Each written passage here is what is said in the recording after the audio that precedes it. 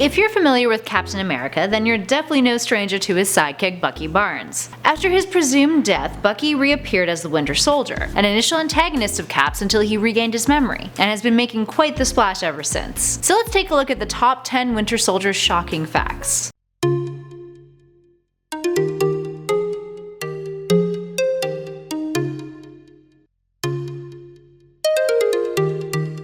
And at number 10 we have his creators. While Bucky was first created by Joe Simon and Jack Kirby, the Winter Soldier was created by Ed Brubaker and Steve Epting for Volume 5 of Captain America. The duo also worked together for the next 8 years on the same run until 2012. Brubaker has also written issues of Catwoman, Batman, Uncanny X-Men, and a slew of crime fiction. And at number 9 we have his origin. Bucky Barnes actually started out as the teenage mascot of an army base, which is where he met Steve Rogers. He eventually discovered that Rogers' alter ego was Captain America, and in order to keep his secret, Steve allowed Bucky, who was a bit of a Captain America fanboy, to be his sidekick. His first appearance was in Captain America Comics number 1 in 1941, but his first appearance as the Winter Soldier was in Captain America number 1 Volume 5 in January 2005. A lot of fives. And at number 8 we have he's on a stamp. Sometimes superheroes get put on stamps. Any of you Canadians out there remember that 2015 run of the Superman stamps? Yeah, they were pretty damn cool. Bucky also has been featured on a stamp, appearing in the Series A edition of Marvel Value stamps from the 70s. Which is cool, because at that point he was actually dead in the comics. And at 7 we have he killed the Starks. In Captain America the Winter Soldier 2014 film, it's heavily implied that Hydra was behind the car crash that killed Howard Stark and his wife, and that the Winter Soldier had a part in that assassination, which is then confirmed in the Civil War film, instigating the final battle between Cap and Iron Man. And at 6 we have Russian influence. While the film version of Winter Soldier shows Bucky being an agent of Hydra, the comics were a bit more complex than that, having him be revived by the Russians in Moscow, after he's found by General Vasily Karpov, which I'm probably pronouncing incorrectly, and a Russian patrol submarine. Oh, those Soviets. And at number 5, he's afraid of heights. Bucky's fear of heights comes from his father's death due to a training exercise accident. His father had to jump out of a helicopter, and upon doing so, died. Bucky, who looked up to his father like a hero, was distraught, and ever since, heights have not been a friend of his. And at 4 we have his 18th birthday party. So for starters, Bucky's age in the comics is drastically different than in the films. During his 18th birthday on March 10, 1943, he was still in the thick of World War II, and was assisting the resistance against the Nazis in Poland. One of his friends, Toro, decided to throw a surprise birthday party for him, which accidentally alerted enemy forces, and ended up leading to a battle between Allied forces and Masterman and Warrior Woman. And at 3 we have named after a president. Bucky shares a name with James Buchanan, the 15th president of the United States of America. His full name is James Buchanan Bucky Barnes. While there is no relation, the character was based on creator Joe Simon's friend Bucky Pearson, a buddy from high school and star of their high school basketball team.